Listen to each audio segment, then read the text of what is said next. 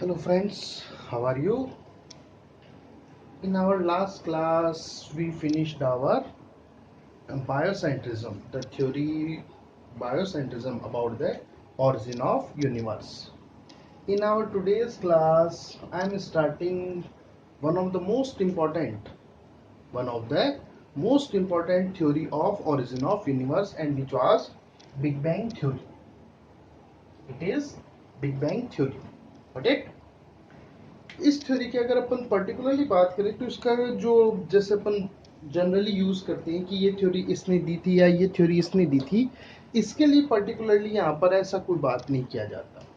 बहुत सारे फिजिस्ट हैं, दैट मीन्स जो पर्टिकुलरली फिजिक्स को डील करते हैं, एस्ट्रोलॉजी एस्ट्रोनॉमिस्ट जो हैं वो इसके अंदर इन्वॉल्व है। लेकिन एक पर्टिकुलर नेम की अगर अपन बात करें तो स्टीफन हॉकिंस जो है उनका सबसे ज्यादा रोल इसके डेवलपमेंट में माना जाता है। इस थ्योरी की अगर अपन पर्टिकुलरली बोले तो it is most acceptable theory. Universe के ओरिजिनेशन की सबसे ज्यादा एक्सेप्टेबल थ्योरी यही है। बट इट पर्टिकुलरली अपन बोले तो it is most acceptable theory about the origin of universe. It's modified concept, क्योंकि इसमें टाइम टू टाइम इसमें मॉडिफिकेशंस आते रहे हैं, तो it's modified concept is successful to explain about the origin and development of universe. तो it is, अगर अपन पर्टिकुलरली बात करें तो ये origin and development of universe के साथ ये डील करती है। बट इट सबसे ज्यादा एक्सेप्टेबल थ्योरी होने का ये रीजन जो है इसका वो है it is based on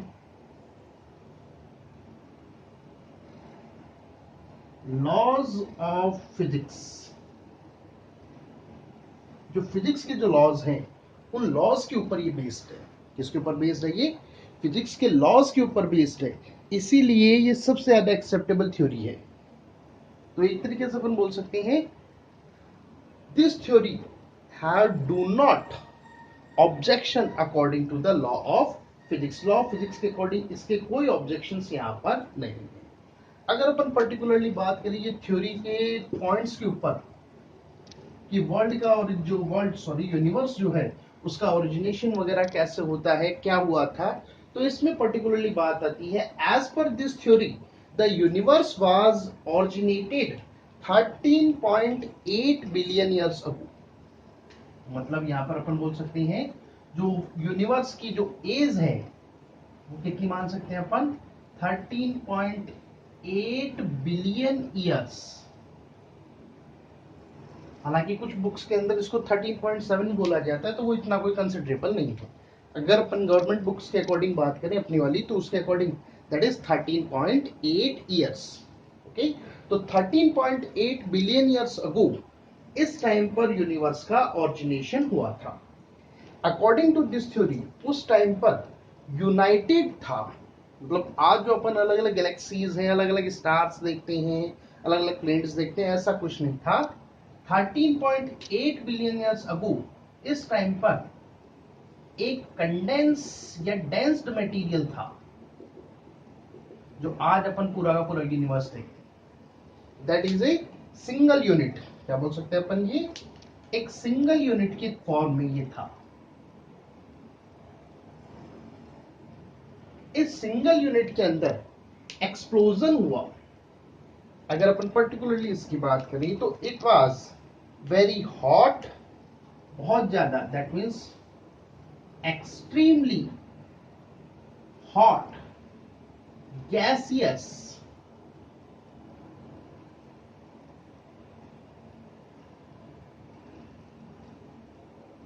sphere.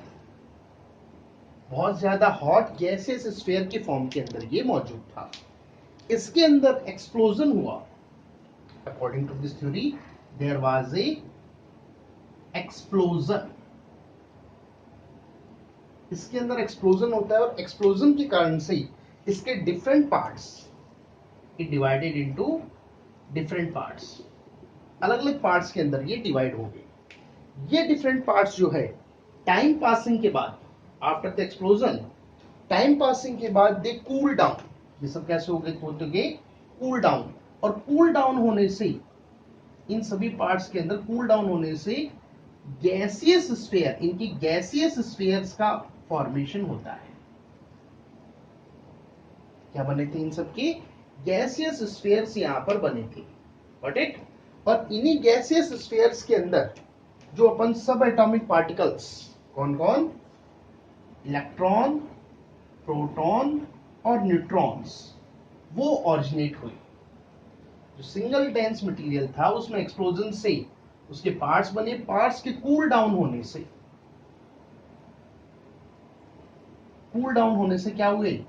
इनके अलग अलग जो गैसेस स्फीयर्स बनी, उनके अंदर इलेक्ट्रॉन, प्रोटॉन और न्यूट्रॉन, यानी कि जो अपन बोल सकते हैं जो सब एटॉमिक पार्टिकल्स हैं, उन सब एटॉमिक पार्टिकल्स का फॉर्मेशन हुआ। इन फ्यूचर, आगे चलकर ये सब एटॉमिक पार्टिकल्स जुड़े, और उनके जुड़ने से जो लाइटर एलिमेंट्स हैं, कौन? लाइटर एलिमेंट्स, जैसे कि अपन बोले hydrogen, helium, lithium.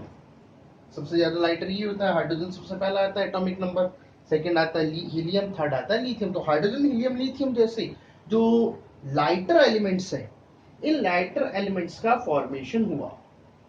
Got it? Understand? तो यहां पर सिंपल एलिमेंट्स, या जो सिंपल जो एलिमेंट्स है वो यहां पर जनरेट हुए। ओके? अच्छा, ये जो लाइटर एलिमेंट्स थे, पर्टिकुलरली बोले तो हाइड्रोजन, पर्टिकुलरली बात आएगी तो किसकी आएगी? That is hydrogen. ये जो लाइटर एलिमेंट्स थे, इनकी जो जायंट क्लाउड्स जो बनी हुई थी, क्योंकि यहाँ पर अभी भी gases forms, hydrogen gases form रहती है, तो यहाँ पर ये जो जायंट क्लाउड्स थे, due to gravity, due to gravity they get condensed. ये लाइटर क्लाउड्स जो थे, दे कंडेंस हुए, और कंडेंस होने से इन्होंने बनाए थे स्टार्स। क्या बनाए इन्होंने? स्टार्स। और स्टार्स से आप जानते हैं क्या बनते हैं?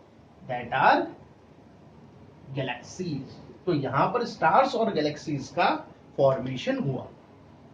Got it?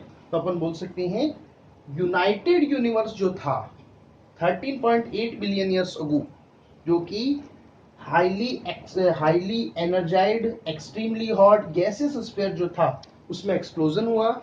एक्सप्लोजन होने से उसके जो डिफरेंट पार्ट्स जो सेपरेट आउट हुए, वो डिफरेंट पार्ट्स कूल डाउन होने पर different kind of gases spheres बने, जिनके अंदर जो सब एटॉमिक पार्टिकल्स हैं, इलेक्ट्रॉन, प्रोटॉन और न्यूट्रॉन्स, उनका फॉर्मेशन होता है। और फिर बाद में इन इलेक्ट्रॉन, प्रोटॉन और न्यूट्रॉन्स के जुड़ने से जो लाइटर एलिमेंट्स हैं, कौन कौन?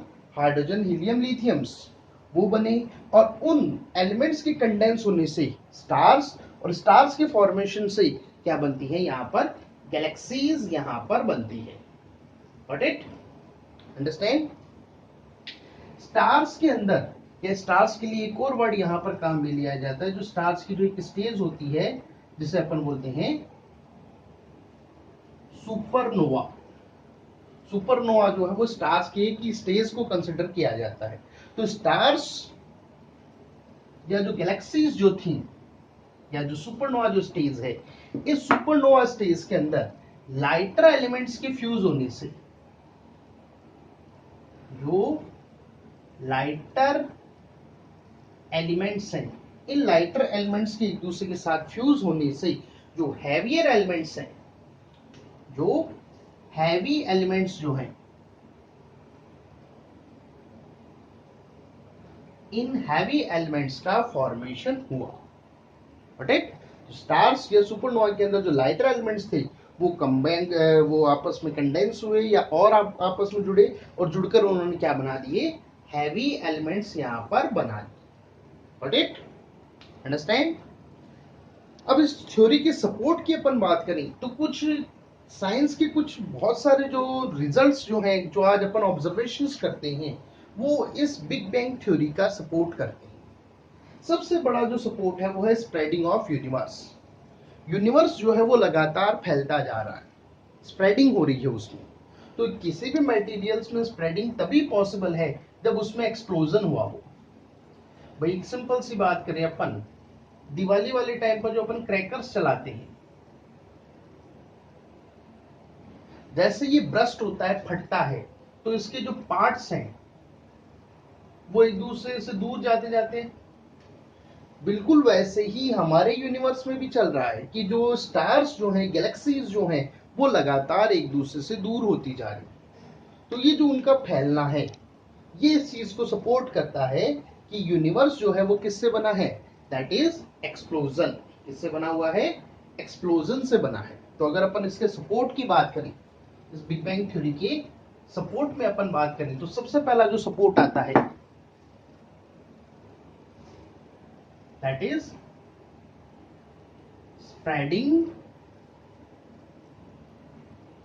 यूनिवर्स, लगातार यूनिवर्स का फैलना, स्प्रेडिंग। सेकंड जो आता है वो है presence of, the presence of जो लाइट वेट पार्टिकल्स हैं।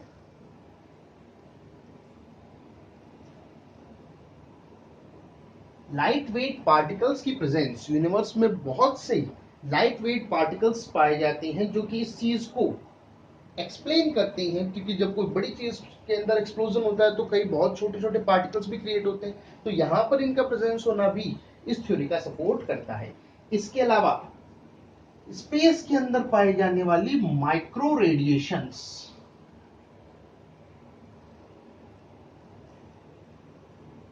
यूनिवर्स में जो माइक्रो रेडिएशंस हैं, that is also supporting the big bang theory. इसके अलावा एक पढ़ते हैं अपन हब्बल्स लॉ। हब्बल नाम के जो साइंटिस्ट थे, उन्होंने गैलेक्सीज के लिए एक लॉ दिया था जिसे बोला जाता है, गैलेक्सी जो स्टार सभी के लिए आता है, वो हब्बल्स लॉ। इस हब्बल्स लॉ का जो एक्सप्लेनेशन है, वो एक्सप्लेनेशन किसके थ्रू दिया जा सकता है, बिग बैंग थ्योरी के थ्रू। तो ये यहाँ पर कुछ एविडेंसेस हैं जो इस बिग बैंग थ्योरी का सपोर्ट करते हैं। Got it, understand. तो ये थी अपन, that is big bang theory. इसके बाद कुछ छोटे छोटे पॉइंट्स हैं यहाँ पर बिग बैंग थ्योरी या जो अभी तक अपन ने जितना भी पढ़ा है उन सभी के मिक्स्ड कुछ पॉइंट्स हैं जिनको अपन को यहाँ पर कंसिडर करना है, क्योंकि वो इंपॉर्टेंट है, एग्जाम में उसके बारे में पूछा जाता है। Got it. एक माइंड के अंदर एक क्वेश्चन आता है कि यूनिवर्स का फ्यूचर क्या होगा, यूनिवर्स का फ्यूचर क्या होगा। बिग बैंग थ्योरी से थोड़ा सा लिंक भी है, बाकी ये पूरे अलग टॉपिक्स है। Red shifting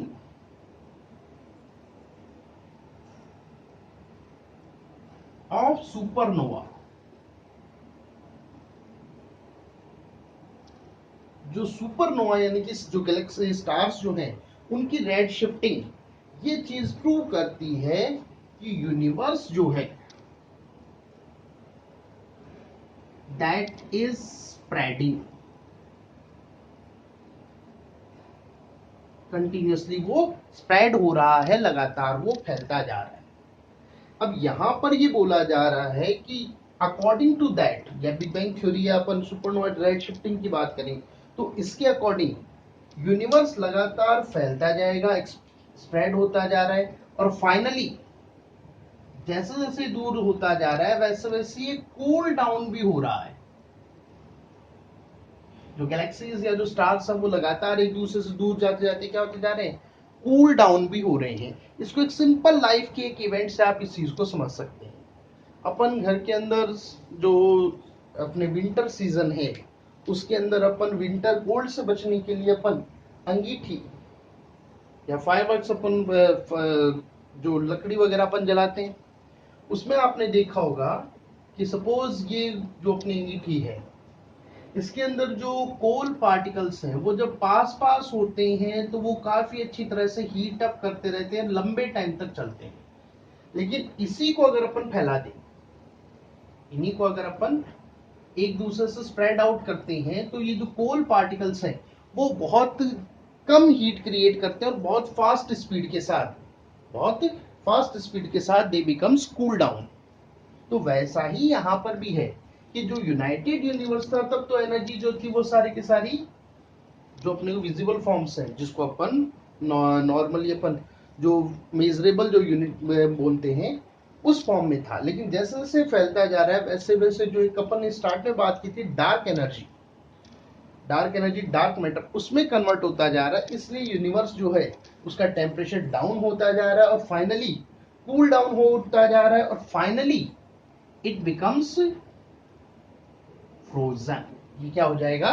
frozen. और जैसे ये फ्रोजन होगा यूनिवर्स जो अपन बोलते हैं यूनिवर्स का एंड होगा। लेकिन ये बहुत आगे की बात है।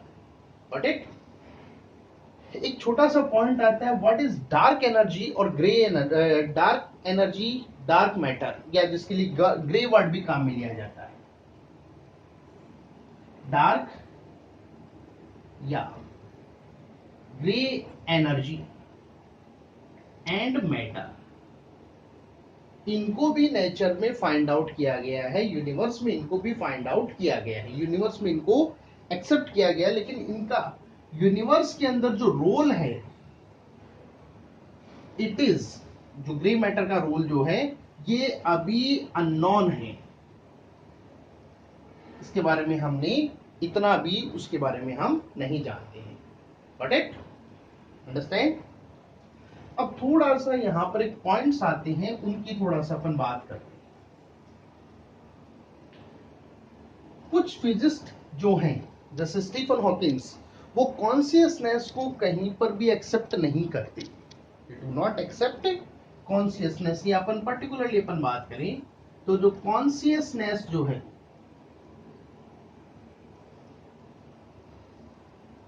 इसके मैटर में साइंस फिजिक्स जो है वो दो ग्रुपों में डिवाइडेड है। एक तो जैसे स्टीफन हॉकिंस,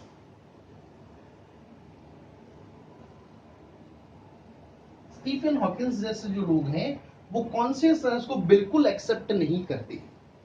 वो कॉन्शियसनेस को कहीं पर भी एक्सेप्ट नहीं करते। उनके अकॉर्डिंग यूनिवर्स में जो कुछ भी है या जो भी ऑरिजिनेट होगा उसको हम लॉज ऑफ फिजिक्स,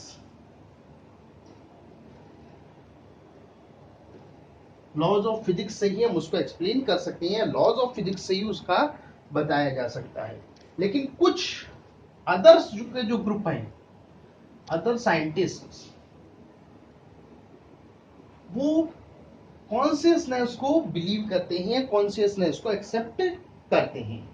ठीक?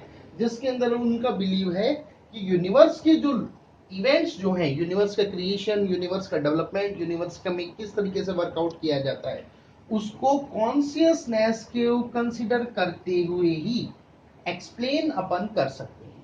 Bye using the consciousness we can explain about the origin of and the development of universe. But तो ये यहाँ पर एक पॉइंट यहाँ पर आते हैं। बट इसके अंदर पर्टिकुलरली जैसे इंडियन साइंटिस्ट जो है वो इसके अंदर शामिल है। अब इस कॉन्शियसनेस को अटेंड करें या नहीं करें, इसको कंसिडर करते हुए और एक यूनिवर्स के जो इनिशियल मटेरियल्स जो हैं जिनसे और यूनिवर्स स्टार्टिंग में बना था, तो उसके लिए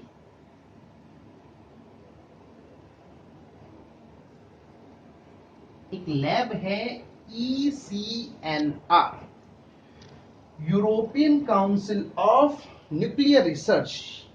यहां पर इसकी जो जिनेवा के अंदर जो लैब है,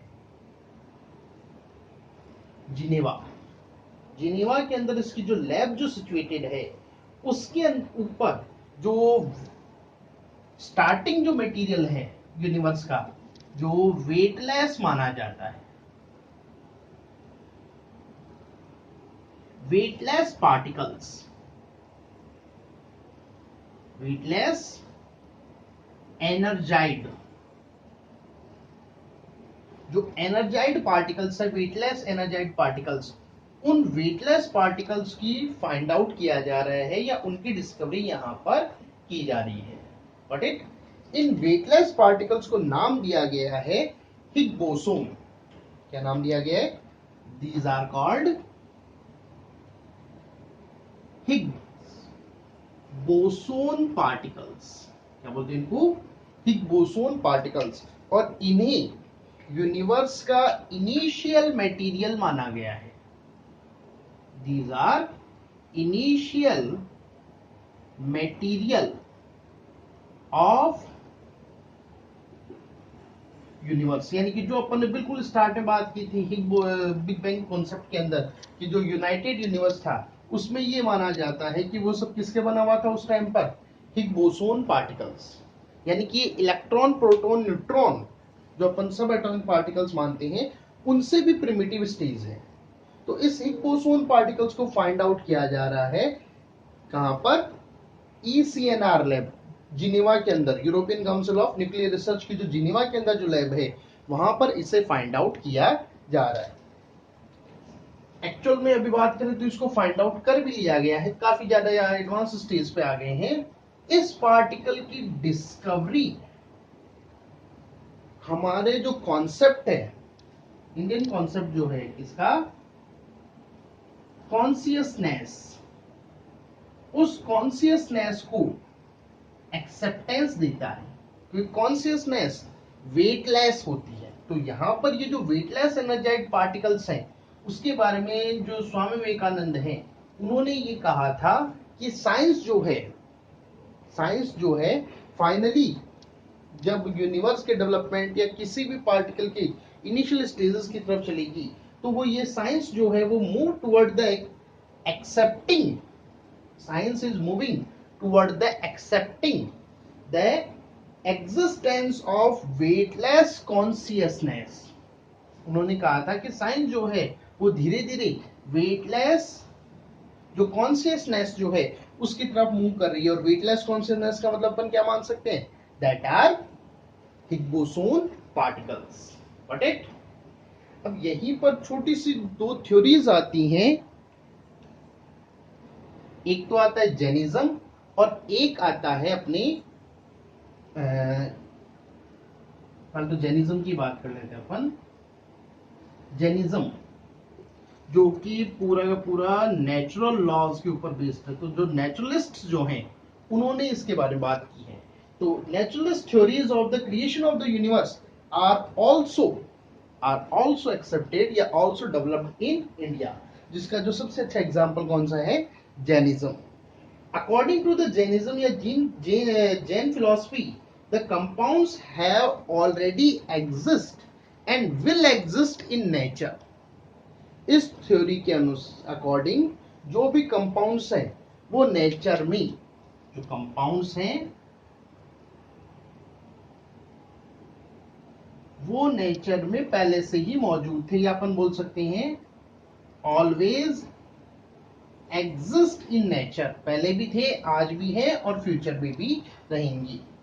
तो according to this theory the compounds, ये जो कंपाउंड्स हैं ये कंपाउंड्स हमेशा नेचर में बने रहते हैं और ये कंपाउंड जो है controlled by the laws of nature. इनका बनना, इनका एग्जिस्टेंस, इनका वर्किंग, वो सब के सब लॉज ऑफ नेचर,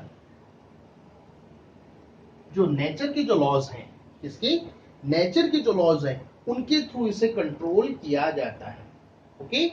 और नेचर के जो लॉज हैं या जो ये फॉर्मेशन वगैरह जो हैं ये इनकी ऑन एनर्जी, कंपाउंड्स के अंदर जो खुद की एनर्जी है उस खुद की एनर्जी से ये सारे वर्क परफॉर्म होते हैं। Got it, understand. अब यहां पर एक बड़ा ही इंटरेस्टिंग एक पॉइंट आता है, उसको अपन फिनिश करते हैं फटाफट। That is aquatic model, that is aquatic model. Aquatic model जो है ये एक्वार्टिक मॉडल पॉल स्टीनहार्ड नाम के जो साइंटिस्ट थे उन्होंने दिया था about the origin of universe. किसके बारे में, यूनिवर्स के ओरिजिन को एक्सप्लेन करने के लिए ये मॉडल यहां पर दिया गया। इस मॉडल के अकॉर्डिंग, अब यहां पर बड़ी इंटरेस्टिंग बातें उसको समझना, टू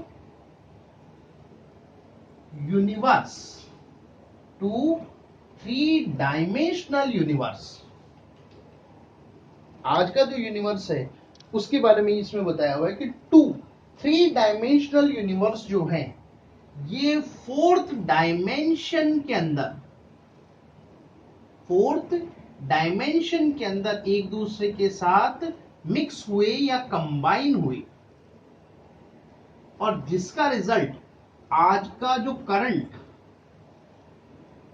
5 डायमेंशनल यूनिवर्स जो है वो बना।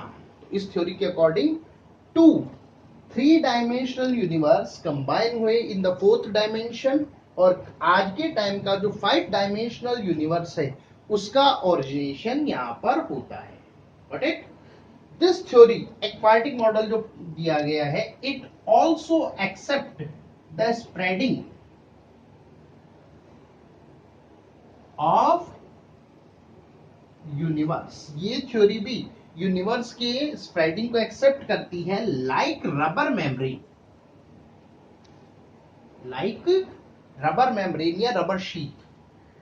इस थ्योरी में भी स्प्रेडिंग की बात है और बिग बैंग थ्योरी में भी स्प्रेडिंग की बात है, but the difference is according to big bang theory universe एक सेंट्रल पॉइंट से स्प्रेड आउट हो रहा है, but here according to the aquatic model there is no centre of spreading.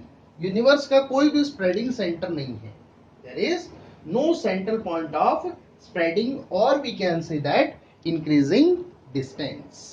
Okay, so these were the models of origin of universe. I think hope you like it. Thank you.